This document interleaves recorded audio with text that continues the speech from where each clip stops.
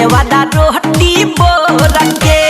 खा गइल उठला हली भतरू देवादा रोटी बोर के पीला ढोरी कटोरी में बलमू तीसी के घोरुआ घोर के पीला ढोरी कटोरी में बलमू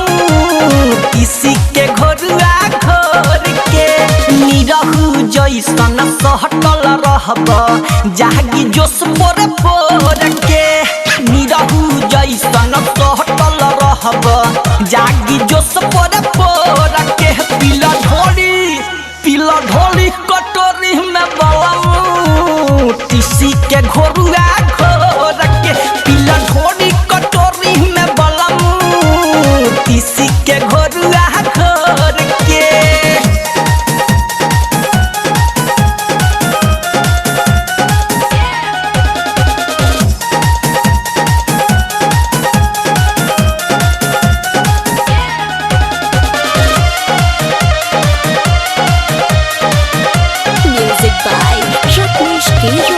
लाहे लाहे पिया बसाद बड़ियाई रहब ना दुबर सैया जइब मोटाई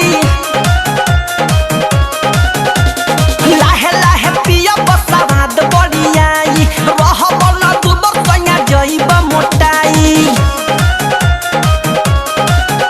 एमे लागी ना मलाई हो अंगे अंगे चिकनाई हो एंटीबायोटिक डोज हसैया ऐसे जहमत छोड़ के हाँ एंटीबायोटिक डोज हसैया ऐसे जहमत छोड़ के पीला ढोरी कटोरी में बलमू तीसी के घोरुआ घोर के पीला ढोरी कटोरी में बलमू तीसी के घोरुआ घोर के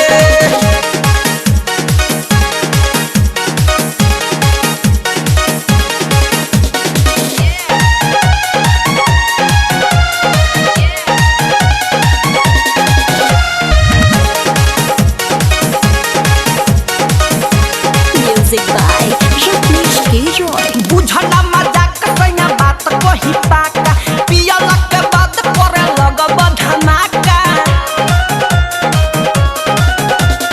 बुझना मजाक सैया बात कही पाका पियला के बाद करे लगब धमाका मुआला के इजिया बेला लटकल के खड़िया बेला असर देखावे कुछ ना बाटे एकरा जोड़ के हाँ सट से असर देखावे कुछ ना बाटे एकरा जोड़ के पीला ढोरी कटोरी में बलमू तीसी के घोरुआ घोर के पीला ढोरी कटोरी में बलमू तीसी के घोरुआ घोर के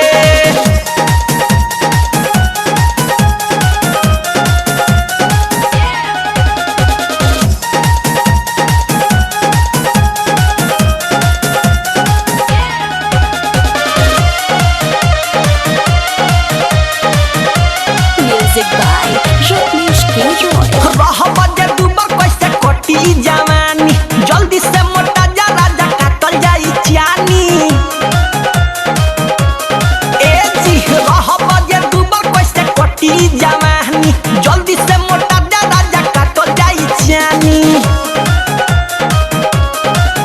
पिया रह जे दोना आत रहो सब कुछ बात तोहर पात रहो पिया बहना तो भरत दीपक के देहब कुल्ही बटोर के हाँ पिया बहना तो भरत दीपक के देहब कुल्ही बटोर के पीला